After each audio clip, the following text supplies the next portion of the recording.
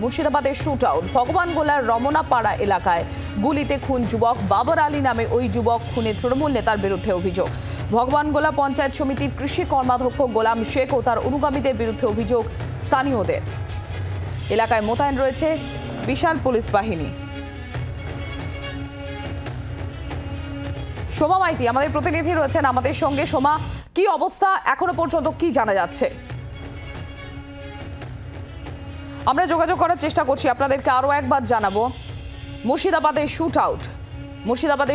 ভগবানগোলার রমনাপাড়া এলাকায় গুলিতে খুন যুবক বাবর আলী নামের ওই যুবক খুনে তৃণমূল নেতার বিরুদ্ধে অভিযোগ। ভগবানগোলা পঞ্চায়েত সমিতির কৃষি কর্মাধ্যক্ষ গোলাম শেখ ও তার অনুগামীদের বিরুদ্ধে অভিযোগ স্থানীয়দের। এলাকায় মোতায়েন পুলিশ বাহিনী।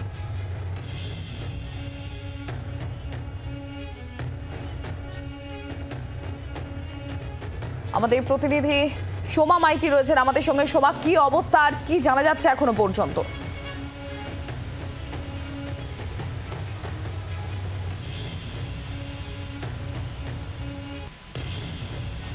মুর্শিদাবাদের শুট আউট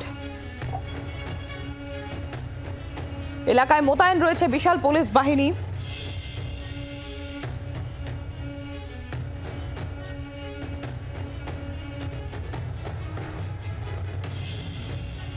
আপনাদের আরও একবার জানাবো মুর্শিদাবাদের ঘটনা, মুর্শিদাবাদের শুট আউট, যেটা আপনাদের জানাচ্ছিলাম যে ভগবানগোলার রমনাপাড়া এলাকায় সেখানে গুলিতে খুন যুবক। জানা গিয়েছে বাবর আলী নামে ওই যুবক খুনে তৃণমূল কংগ্রেস নেতার বিরুদ্ধে অভিযোগ রয়েছে। ভগবানগোলা পঞ্চায়েত সমিতি কৃষি কর্মাধ্যক্ষ গোলাম শেখ আর তার অনুগামীদের বিরুদ্ধে অভিযোগ স্থানীয়দের।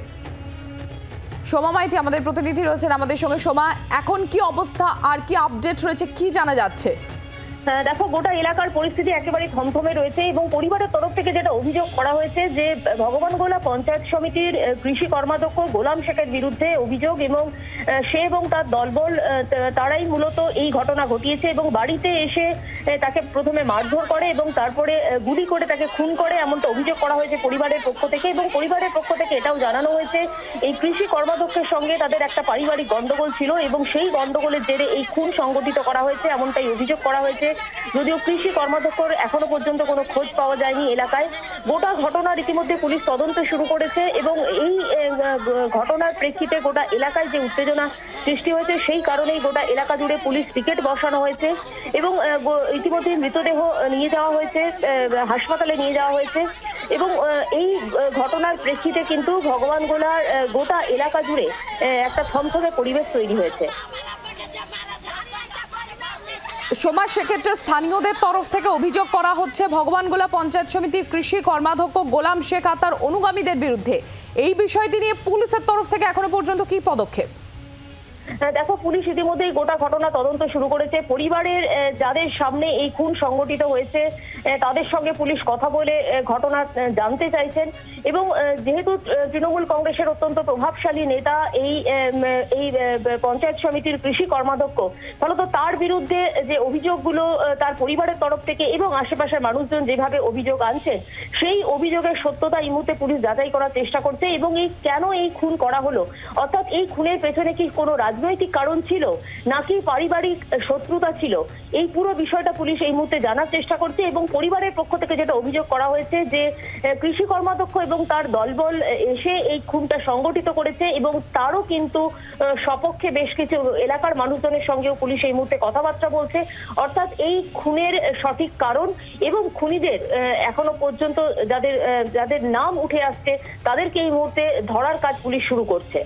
সোমা, আরও একটি বিষয়, এখানে স্থানীয়রা যখন সরাসরি অভিযোগ করছেন এবং ওই মৃতের পরিবার পরিজন এই গোলাম শেখের বিরুদ্ধে যে ভগবানগোলার পঞ্চায়েত সমিতির কৃষি কর্মাধ্যক্ষ তার তরফ থেকে কি জানা যাচ্ছে এখনো পর্যন্ত? তিনি কি কোনো কিছু বলেছেন যে তার বিরুদ্ধে যে খুনের সরাসরি অভিযোগ করা হচ্ছে?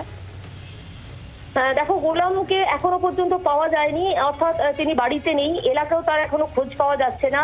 টেলিফোনেও তিনি তাকে টেলিফোন করলে তার টেলিফোন বেজে যাচ্ছে, অর্থাৎ তিনি টেলিফোন রিসিভ করছেন না এই মুহূর্তে। এবং দলের পক্ষ থেকেও কিন্তু এই বিষয়ে কোনো কিছু জানানো হচ্ছে না। তার বিরুদ্ধে যে খুন করার যে অভিযোগ উঠেছে তার এবং তার দলের তার অনুগামীদের বিরুদ্ধে, সেই সম্বন্ধে দলও কিন্তু এখনো পর্যন্ত কোনো কথা বলছেন না। তৃণমূল কংগ্রেসের নেতৃত্ব তরফ থেকে জানানো হয়েছে যে পুলিশ গোটা বিষয়টা তদন্ত করছে, যারা দোষী অবশ্যই তাদেরকে শাস্তি দেবে। অর্থাৎ এখনো পর্যন্ত গোলাম মোস্তফা বা তার দলের পক্ষ থেকে কিন্তু এখনো পর্যন্ত কোনো প্রতিক্রিয়া পাওয়া যায়নি। তবে একেবারেই সাত সকালেই যেভাবে যুবককে শুট আউট করে খুনের ঘটনায় কিন্তু গোটা ভগবানগোলা এলাকা জুড়ে একটা তীব্র চাঞ্চল্য সৃষ্টি হয়েছে। পুলিশ এই মুহূর্তের এই খুনের ঘটনার সঙ্গে যারা জড়িত তাদের কিন্তু গ্রেফতারের চেষ্টা করছে। ধন্যবাদ সোমা।